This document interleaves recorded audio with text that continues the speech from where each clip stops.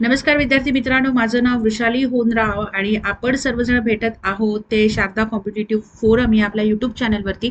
आजच्या व्हिडिओचा विषय असा आहे की आपण अभ्यास तर सतत सतत सतत सतत सतत करत राहतो, पण आपल्या अभ्यासाचा जो आत्मा आहे, ओके, आपल्या अभ्यासाचा जो आत्मा आहे किंवा ज्याला आपल्या अभ्यासाचा आरसा समजला जावा, काय समजला जावा, आरसा समजला जावा, तर अशा ह्या नोट्स कशा काढायच्या, तर ह्याच्याबद्दल मार्गदर्शन करणारा हा आजचा व्हिडिओ आहे. मुळात मित्रांनो, लक्षात ठेवा, 3 प्रश्न तुमच्या समोर आहेत. नोट्स काढाव्यात का, त्या काढाव्या कधी, ओके, आणि त्या काढायच्या कशा, हे 3 सगळ्यात महत्वाचे प्रश्न असतात आणि ह्या प्रश्नांना अनुसरून आपण उत्तर देणार आहोत. बट तुम्ही म्हणाल मॅडम तुमचं वैयक्तिक असं मत काय आहे, तर ह्याबद्दल मी एकच सांगते की नोट्स या डेफिनेटली काढायलाच पाहिजे. मग सगळ्याच टॉपिकच्या काढायच्या की काय इम्पॉर्टंट टॉपिकच्याच काढायच्या, तर याची व्हेरिएशन्स उत्तरं आहेत आणि आपण ती त्याच्या सर्व तुमच्या ज्या काही शंका असतील, ओके, तर त्या सर्व शंकांचं समाधान या व्हिडिओच्या माध्यमातून करणार आहोत. पण सगळ्यात पहिले मी क्लिअर करते की नोट्स या मित्रांनो काढल्याच गेल्या पाहिजेत, तरच आपल्या अभ्यासाला एक इफेक्टिव्हनेस येत असतो. ठीक आहे. So before we are moving further, मी सगळ्यांना एक रिक्वेस्ट करते की शारदा कॉम्पिटिटिव्ह फोरम ह्या आपल्या चॅनलला लाईक करा, शेअर करा, सबस्क्राईब करून ठेवा, बेल आयकॉन प्रेस करा, म्हणजे येणारे अपलोड होणारे आणि लाईव्ह असणारे जे काही व्हिडिओज आहेत त्याचं नोटिफिकेशन तुम्हाला लगेच येईल. आणि ह्याच्यासोबतच तुम्हाला जर का पर्सनल मेंटरशिपमध्ये इंटरेस्ट असेल, स्वतःचा अभ्यास कसा प्लॅन करून घ्यावा किंवा कसा करावा ही जर का धाकधूक असेल, तर वर स्क्रीनवर माझा नंबर दिसत आहे, तर त्याच्याशी मला तुम्ही कॉन्टॅक्ट करा. ठीक आहे. सो आताच्या लेक्चरला सुरुवात करूया. चला, एक्साइटेडली आणि खूप कमी वेळामध्ये मी जास्त माहिती देण्याचा प्रयत्न असणार आहे, त्यामुळे स्टार्ट टू एंड पूर्ण पहा, तर तुमच्या सगळ्या नोट्सच्या बाबतीतल्या कन्सेप्ट काय होतील, क्लिअर होतील. तर बघा, पहिला आपल्याला प्रश्न असा आहे, बघा, नोट्स काढण्याचा मुख्य उद्देश काय आहे, तर लक्षात ठेवायचं 3 शब्द: रिव्हिजन, रिव्हिजन आणि पुन्हा एक शब्द आहे रिव्हिजन. ओके, रिव्हिजन म्हणजे काय, तर जर का नोट्स आपल्याकडे तयार असतील तर रिव्हिजन करायला एकदम सोपं जातं. बघा, पहिल्यांदा ज्यावेळेस रीडिंग करतो तेव्हा 200 पानं वाचायला काही वाटत नाही, दुसऱ्यांदा करतो तेव्हा 200 पानं जोड होतात, मग आपण सगळीच वाचत नाही. म्हणजेच काय, 200 पानाचं जर का आपलं पुस्तक असेल तर त्या 200 पानांना आपल्याला 20 पानामध्ये कन्वर्ट करण्याची जी ताकद असते ती असते नोट्स. ठीक आहे, ती ताकद आपली तिथं दिसली पाहिजे. आता ह्याच्यासोबतच मी तुम्हाला एक प्रश्न विचारते की नोट्स काढल्याच पाहिजेत का, तर बघा, ह्याची 2 उत्तरे आहेत, मी तुम्हाला देते, येस और नो. ठीक आहे. आता नो आणि एसचं एक्सप्लेनेशन सगळ्यात पहिले ऐका. येस कधी, तर बघा, सगळेच टॉपिक आपल्याला एफिशियंटली जमतीलच असं नाही. ठीक आहे, जमले तरी लक्षात राहतीलच असं नाही. जे मला जमत नाही, ओके, जो पाठ अभ्यासक्रमाचा अतिशय डायनामिक आहे, काय शब्द बघा मी यूज केलाय, डायनामिक, म्हणजे काय, कॉन्स्टंटली चेंजेस, त्याच्यामध्ये करंटमुळे सारखी जी भर पडत राहते, असा जो सेक्शन आहे तो आपल्या नोट्समध्ये असलाच पाहिजे. ठीक आहे. आता तुम्हाला नो कधी, तर बघा, अतिशय ढोबळ मानाने असेल, ओके, ढोबळ टॉपिक असेल, ढोबळ वाचून सहज लक्षात राहतो किंवा आपल्याला काही प्रॉब्लेम नाही. बघा, आता फंडामेंटल राईट्सची कलम कुठून आहे, तर आर्टिकल नंबर 12 ते आर्टिकल नंबर 35. आता हे ढोबळ झालं, पण प्रत्येक आर्टिकलमध्ये काय डिटेल दिलेलं आहे, कुठची केस घडलेली आहे, काय बदल झालेला आहे, हे सगळं हवं असेल तर नोट्स तुमच्या हातात पाहिजे. हे माझं स्पष्टपणे मत आहे. म्हणजे टॉपिक ज्या ह्याच्यानुसार, म्हणजे लक्षात ठेवायचं बाळांनो, नोट्स ज्या काढायच्या आहेत त्या टॉपिकच्या लांबी रुंदीनुसार ठरवायचा, त्याची व्याप्ती किती आहे, लांबी रुंदी ठरवायची आणि त्याचं वेटेज चेक करायचं. परीक्षेमध्ये एवढा मोठा टॉपिक किंवा एवढा छोटा टॉपिक किती इम्पॉर्टंट आहे तर घ्यायचं. बस आता बघा, घटनात्मक, बिगर घटनात्मक आयोग, एक प्रश्न कन्फर्म आहे ना बाळांनो, न्यायालय, एक प्रश्न कन्फर्म आहे. छोटे छोटे टॉपिक्स आहेत, लक्षात राहणार नाही, चेंजेस होत राहतात, व्यक्ती चेंज होतात, त्याचे कलम तर फिक्स आहेत, मग ती माहिती पाहिजे. मग नोट्स काढून ठेवा, त्याचा तुम्हाला फायदा होतो. मी तुम्हाला इथे नोट्स कोणत्या टॉपिकच्या काढायचा हे सांगत नाहीये, तर नोट्स कशा आणि का काढायच्या त्याच्याबद्दल चर्चा करते. ठीक आहे, लक्षात आलं. हे काही एक्झाम्पल्स तुम्हाला देण्यात आले होते. आता पुढचा एक महत्वाचा प्रश्न बघा. मॅडम तुम्ही बोलताय ते सगळं पटतंय हो, नोट्स काढायला पाहिजे वगैरे, पण काय करणार हो, नोट्स काढताना खूप बर्डन येतं, प्रेशर येतं, कसं करायचं? तर मी तुम्हाला एक छोटीशी गोष्ट सांगते. एक स्त्री असते, आपल्या लहान लेकराला म्हणजे तान्हं बाळ असतं, त्याला असं मस्त पाठीवर घेतले आणि ना सगळेजण म्हणजे ती एका पर्वताच्या यात्रेला निघालेली असते. त्या यात्रेमध्ये खूप सारे लोक असतात, एका साधूंचा जथ्थाही त्याच्यामध्ये असतो. तर ती बाई असे लॉंग, तिच्या हातामध्ये काठी, खूप लांबचा प्रवास करत ते बाळाला पुढे अडकव मागे अडकव त्या प्रकारे प्रवास करत करत करत येते. तर साधू तिच्याकडे येतात, ते तिला बऱ्याच वेळापासून ऑब्झर्व करत असतात की तू काय हे करतेय, किती वेळ झालं, तुला त्रास होत असेल, तुझ्या बाळाला तू एवढा घेऊन प्रवास करते वगैरे.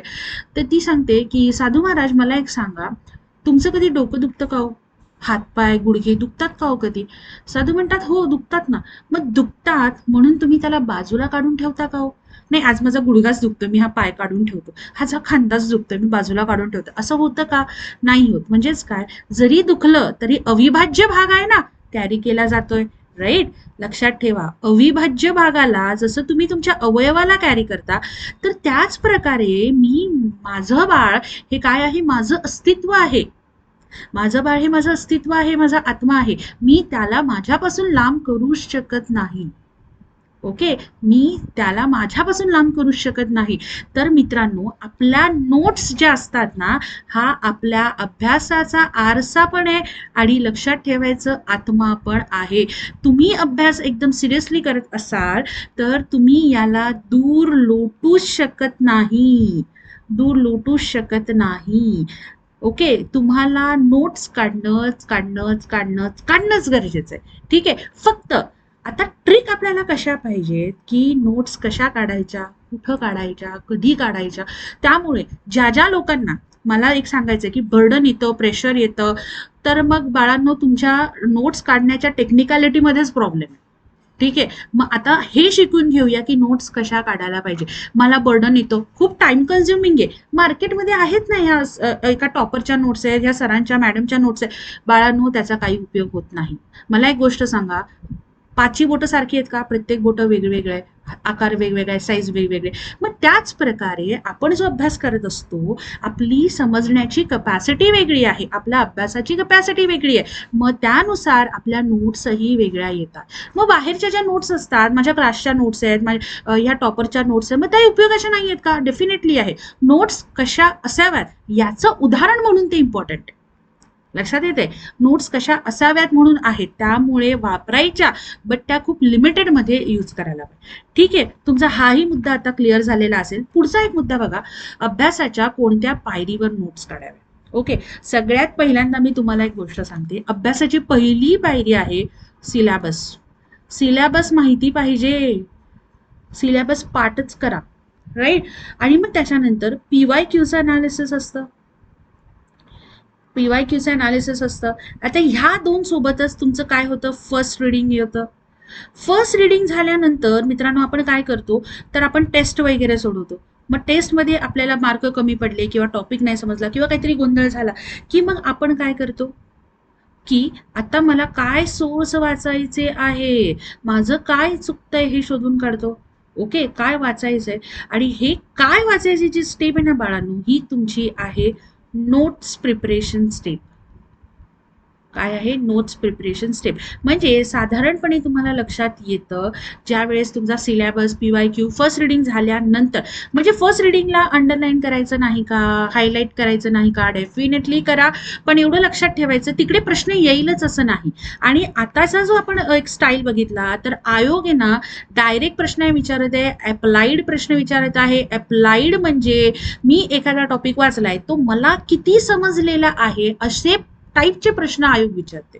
ओके, मग त्यावेळेस तुमचं समजून घेणं हा जो प्रकार आहे, तुम्हाला किती उमजले हा जो प्रकार आहे, तो इकडे येतो. आणि हे जे नोट्स प्रिपरेशनचं काम आहे, हे या स्टेपवर तुम्हाला करणं गरजेचं आहे. लक्षात येते? काय करायचंय, या स्टेपवर तुम्हाला काम करायचंय. म्हणजे इन शॉर्ट सोप्या भाषेत सांगू तर ज्यावेळेस बाळांनो तुमची सेकंड रीडिंग आहे, ज्यावेळेस तुमची सेकंड रीडिंग आहे त्यावेळेस तुम्ही नोट्स प्रिपरेशन करायला सुरुवात करायला पाहिजे. आता 2-3 गोष्टी सांगते बघा. आता एकाच टॉपिकसाठी किंवा एका विषयासाठी आपण मॅक्सिमम 2 बुक यूजच करतो, बरोबर आहे? 2 बुक यूज सगळेजण करतात, प्रत्येक विषयासाठी करतात. मग काय करायचं, आता एका पुस्तकाला प्रधान पुस्तक करायचं आणि दुसऱ्या पुस्तकातले जे टॉपिक्स आहे ते तुम्ही त्याच्यावरती तयार करून ठेवायचा. आता हाच मुद्दा मी तुम्हाला इथे एक्सप्लेन करणार आहे की नोट्स कशा आणि कशावर काढाव्या. ठीक आहे, सगळ्यात पहिली गोष्ट याचे 2 कॅटेगरी आहे, मी इथे लिहून देते. एक तर स्वतंत्र पान मेन्शन करा, ओके, किंवा तुम्ही जे बुक वापरत आहात किंवा जे काही तुमच्या क्लासच्या नोट्स असतील तर ह्या पाहिजेत. एक गोष्ट तुम्हाला वारंवार सांगते की ज्या नोट्स असतात ना बाळांनो, या काय पाहिजे, अपडेटेड होत असतात. परमनंट नोट्स कुठच्याच नसतात, नोट्स कंटिन्यू अपडेटेड असतात. जर का तुम्ही हे काढत असाल तर लक्षात ठेवायचं, अतिशय सुटसुटीत, मी ते लिहून ठेवते सगळे, अतिशय सुटसुटीत नोट्स निघाल्या पाहिजेत. सुटसुटीत का, कारण फ्युचरमध्ये त्याच्याशी येणारा जो भाग आहे बघा, आयोगाचा ट्रेंड आपण लक्षात घेतला तर परीक्षा पद्धतीमध्ये प्रश्न कसे आहेत, कोर प्लस करंट. मग करंटचा मुद्दा आला, जसा फॉर एक्झाम्पल आपला विधान परिषदेचा मुद्दा आहे, सारखी इकडून येते तिकडून जाते, मग ते कोण करायचं, कसं करायचं. सुटसुटीत नोट्स तयार करून ठेवा. नोट्स तयार केलात की त्याच्यामध्ये काय प्लस मायनस करायचं असेल ते करायला जागा पडते. ठीक आहे, आता लक्षात ठेवायचं बघा, स्वतंत्र पान यूज करा किंवा बुकवर यूज करा. आता ज्या वेळेस मला नोट्स या बुकवर करायच्या असेल तेव्हा माझं एक पुस्तक प्रधान असेल, ओके, काय असेल, माझं एक पुस्तक इम्पॉर्टंट असेल आणि दुसऱ्या पुस्तकातल्या मग तिथे मी बाजूला लावा किंवा तुम्ही स्टिकी नोट्स यूज करा. काय करायचं, स्टिकी नोट्स यूज करा. आता स्टिकी नोट्स तिथे चिटकवून ठेवायच्या. बरीच लोकांची मी पुस्तकं बघितली असे छान स्टिकी नोट्स वगैरे लावून सगळं तिथून तुमचा अभ्यासाचा दर्जा लक्षात येतो, लक्षात ठेवा. आणि नोट्सच्या बाबतीतला एक दंतकथा आहे, आपण त्याच्याबद्दल पण चर्चा करणार आहोत, मला तो मुद्दा आवडला. आता स्वतंत्र पान मी जो तुम्हाला इथे सांगते ते काय आहे, स्वतंत्र पानावर काय सांगते, अदरवाईज तुम्हाला नो यूज. स्वतंत्र पान, प्रत्येक मुद्द्याचा स्वतंत्र पान, अक्षर लहान असू द्या मोठा असू द्या मॅटर करत नाही, मी एकच सांगितलंय, फक्त सुटसुटीत लिहा. जितक्या सुटसुटीत नोट्स काढाल तेवढं असेल. अदरवाईज काय होणार तुम्हाला एक गोष्ट सांगते, अतिशय मॅटर सगळं काय मेस्टअपच असणार, सगळं विस्कळीत असणार. आणि ज्या वेळेस चिटकून अशा वगैरे नोट्स काढलेल्या असतील ना तर रिव्हिजन तर काहीच होत नाही, उलट असं वाटतं फेकून द्याव्या आणि नवीन वाचाव्या, असं आपली वेळ येते. त्यामुळे आपलं प्लॅन जो असतो तो विस्कळीत होऊ नये असं तुम्हाला वाटत असेल आणि मग पर्यायाने काय होतं माहिती बाळांनो, तुमचा कॉन्फिडन्स डाऊन होऊन जातो. आपण काय करतो, अतिशय कमी पानांमध्ये, फक्त 10 पानांमध्ये नोट्स, मान्य आहे मला 10 पानांमध्ये, ठीक आहे, पण त्या पण सुटसुटीत पाहिजे. याचा अर्थ काय होतो की आता नेक्स्ट लेवलला यायचं की नोट्सचं स्वरूप कसं असावं. ओके, नोट्सचं स्वरूप. पहिली गोष्ट, नोट्स कशासाठी आहेत ते मी तुम्हाला सांगते, लोकांना इम्प्रेस करण्यासाठी नाही. ओके, स्वतःला काय समजलं, काय आहे, स्वतःला काय समजलं हे त्याच्यात उतरवणं म्हणजे ते नोट्स आहे, लोकांना इम्प्रेशन करण्यामध्ये नाही. आता स्वतःला जे समजलंय ते काय करायचं आहे, तर स्वतःच्या भाषेत लिहायचं आहे. नाहीतर लोक काय करतात, नोट्स काढायच्या नावाने दुसरं पुस्तक तयार करतात. ओके, 2 पुस्तकं तयार करणार आहे, नाही तुम्ही टॉपिक वाचा, त्याच्यातून तुम्हाला काय कळलं काय नाही कळलं. मग आता मित्रांनो जे इथे येते, ओके, ते इकडची स्टेप येते ती म्हणजे कीवर्ड काढणे. ओके, त्याच्यातले कीवर्ड काढायचे. आता हे कीवर्ड जे आहेत ते तुम्हाला कसे मेन्शन, आता हिस्टॉरिकल समजा असेल, इव्हेंट्स लक्षात ठेवायचे, कोण आलं, कसा आला, इकडून आला तिकडून आला, इकडे गेला तिकडे गेला, ही संस्था ती संस्था, ह्या सगळ्या गोष्टी आता हे कीवर्ड आहेत. कीवर्ड जे आहेत, सगळ्यात पहिला मुद्दा असतो, तुम्ही माइंड मॅपच्या स्वरूपात करा. ओके, तुम्हाला जर का पॉसिबल झालं तर आहे ना पिक्चर्स तयार करायचे कार्टून सारखे आणि त्या पिक्चरला नावं द्या, पिक्टोरियल फॉर्म म्हणतात ना. ओके, माइंड मॅप नसेल तर मग नंतर ग्राफ, इकॉनॉमिक्सच्या बाबतीत बघा ग्राफ्स ठेवायचे, रिव्हर्स रेपो किंवा बँक रेट सगळे जे आहेत ते ह्याच्यामध्ये ठेवायचं. संस्थांच्या जे हे असतात ना त्यावेळेस पण काय करायचं, मॅपवरती त्या संस्था आणि त्याचे झालेले अधिवेशन हे तिथे लक्षात ठेवू शकता. अजून एक असतं ते म्हणजे चार्ट फॉर्म मध्ये तयार करा, चार्ट्स रेडी करा. जसे आता तुम्ही फंडामेंटल राईट्स म्हणा किंवा डीपीएसपी म्हणा, हे जे आहे फंडामेंटल ड्युटीज म्हणा, चार्टमध्ये टाका, एकदम सोपं लक्षात राहतं.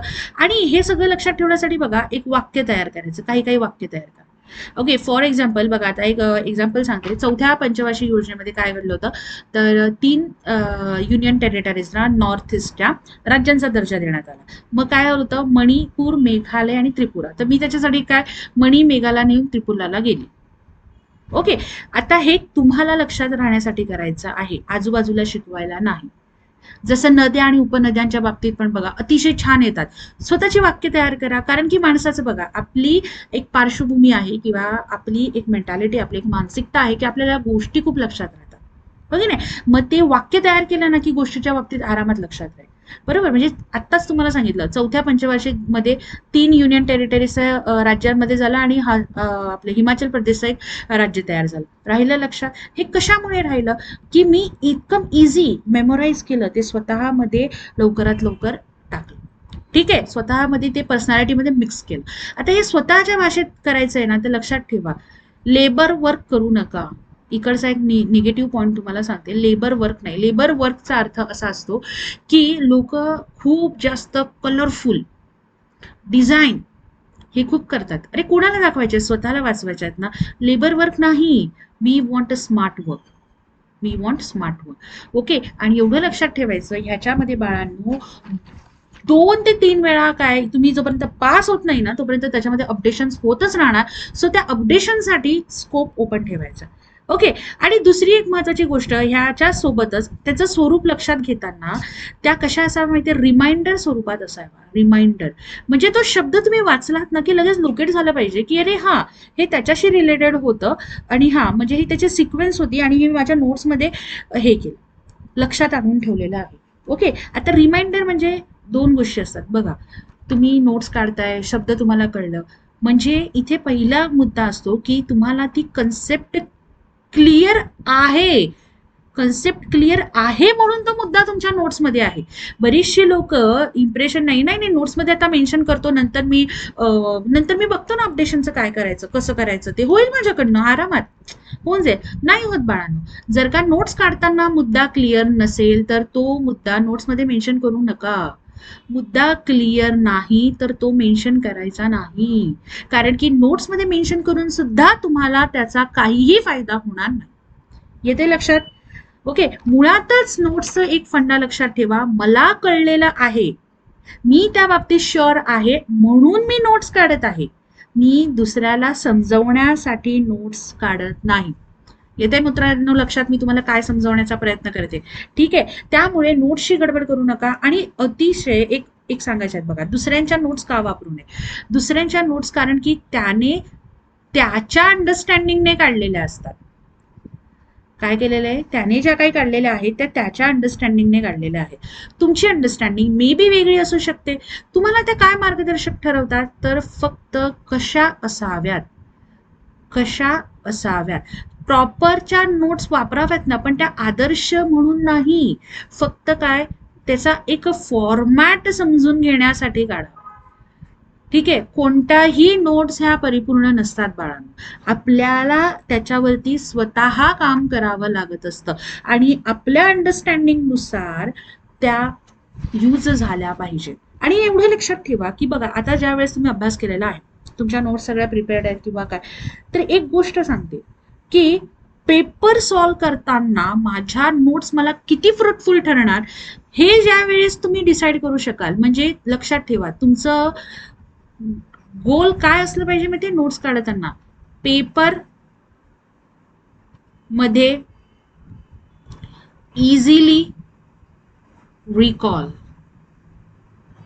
ओके, पेपरमध्ये तुम्हाला इझिली रिकॉल झाला आणि जोपर्यंत तुम्ही स्वहस्ताक्षरामध्ये नोट नसतात तोपर्यंत बाळांनो त्या इझिली रिकॉल होत नाही. आता ह्याचा अंतिम प्रश्न की अमक्याच्या नोट्स अंतिम आहेत, परिपूर्ण आहेत, बेस्ट आहेत, माझ्या नोट्सला तर तोडच नाही, एवढा वापर बस झालं, काय गरज नाहीये. हे असं सगळं जे आहे ना, त्या बेस्ट आहेत ना, पण त्या त्याच्यासाठी बेस्ट आहेत. पण त्या परिपूर्ण आहेत का? त्या परिपूर्ण नाही, त्या अंतिम नाही. कारण वेळोवेळी त्याच्यामध्ये काय होणार आहे, अपडेशन्स नाही. आणि जे जे असं म्हणतायत किंवा जे असे दावा करतायत, लक्षात ठेवा मित्रांनो, हे दिस इज ओनली अ मिथ, एक ती दंतकथा आहे. मुळातच टीम स्टेप्स लक्षात घ्या. उत्कृष्ट नोट्स अशी कन्सेप्ट अभ्यासाच्या पूर्ण विश्वात नाहीये. ठीक आहे, उत्कृष्ट नोट्स, अरे कुठचं बुकही परिपूर्ण नाहीये, तुम्हाला बुक सुद्धा वारंवार अपडेटेड ठेवावं लागतं, त्याच्यामध्ये चेंजेस होत राहतात. उत्कृष्ट नोट्स अशी कन्सेप्ट नाही. ठीक आहे, बघा लक्षात ठेवा, नोट्स पासून सुरुवात होते. सुरुवात झाल्यावर तुम्ही त्या प्रकारे अभ्यास करता आणि अभ्यासामधून जी तुमची परिपक्वता आलेली असते, अभ्यासातून जी परिपक्वता आलेली आहे त्यावर तुमच्या नोट्स प्रिपेअर असतात. येत्या लक्षात. सो बाळांनो, एवढं लक्षात ठेवा, there is no fix terms, no fix काय क्रायटेरिया फॉर मेकिंग नोट्स. फक्त त्याच्या स्टेप्स आहेत. सेकंड स्टेप, ज्यावेळेस सेकंड रिडिंग तुमची येणार आहे त्यावेळेस तुम्हाला त्या नोट्स रीड करायच्या आहेत आणि त्या परिपूर्ण नाही, बघा अतिशय सुटसुटीत करायच्या आहेत. दुसऱ्यांच्या नोट्सवर रिलाय राहायचं नाहीये. सगळ्याच टॉपिकच्या नोट्स करायच्या नाहीये. ज्या टॉपिक्सला स्वतःला अडचण आहे, खूप वारंवार चुकतोय, कन्फ्युजन होतंय, वर खाली होतंय, त्याच्या नोट्स करायच्या आहे. पुस्तकामध्ये जरी अपडेशन त्याचं करून ठेवलं तरीही चालणार आहे. आणि याच्यासोबत आणखीन एक मुद्दा मी तुम्हाला सांगते, बघा शक्यतो बाळांनो काय करायचं की नोट्स आहेत ना, ह्या छोट्या छोट्या बुकमध्ये, आपण शाळेत बघा बुक वापरायचो, त्या बुक्स आहेत ना तशा तयार करायच्या. का माहितीये, तुम्ही त्या इझिली कुठेही कॅरी फॉरवर्ड करू शकता, म्हणजे अगदी डोलारा घेऊन फिरण्याची गरज नाही. दुसरी गोष्ट, त्या छोट्या छोट्या असतात ना, फटाफट होतात, रिव्हिजन फास्ट होते. आणि मी एक शब्द यूज करते, बरेच लोक मला ना त्याच्यावर कमेंटही करतात, बघा फोटो अल्बम. फोटो बघायला मज्जा येते का रे अल्बममध्ये? आता मोबाईल आल्यामुळे त्याचं महत्व एवढं नाहीये, पण तरी सुद्धा बघा आपण लग्नाचे किंवा कुठलेही फोटो अल्बम बघतो का, अतिशय आनंद असतो. तर नोट्स जे आहेत ना त्या फोटो अल्बम सारख्या असाव्यात, सुटसुटीत, आनंद देणाऱ्या, मनाला प्रसन्नता देणाऱ्या, कॉन्फिडन्स बिल्डअप करणाऱ्या असा. त्यामुळे छोट्या बुक्स रीड करा. छोट्या छोट्या बुक्समध्ये ते काढायचं, एक एक विषयाच्या नोट्स नोटबुक ठेवायच्या आणि त्याच्यामध्ये मेन्शन करा, जेणेकरून तुम्हाला ते कॅरी करणं, डोक्यामध्ये राहणं आणि सगळं मेंटेन करणं खूप जास्त सोपं होतं. सो मित्रांनो, एवढंच लक्षात ठेवा, हा आपला पूर्ण नोट्स कसा काढावा याच्यावरचा व्हिडिओ होता. तुम्हाला आवडला असेल तर प्लीज लाईक करा, शेअर करा, सबस्क्राईब करा. आणि पर्सनल मेंटरशिपमध्ये भाग घ्यायचा असेल तर बघा कॉन्टॅक्ट नंबर रन होत आहे, त्या कॉन्टॅक्ट नंबरवरती मला फोन करा. आपण आता पुन्हा भेटूया दुसऱ्या एका लेक्चर्समध्ये. आणि असेच व्हिडिओज तुम्हाला वेगवेगळ्या टॉपिकचे, तुमच्या अभ्यासाचे रिलेट हवे असतील तर प्लीज मला कमेंट सेक्शनला सांगा. मी नक्कीच तुम्हाला माझ्या परीच्या सगळ्या गोष्टी देण्याचा प्रयत्न करेल. तोपर्यंत thank you, bye and take care.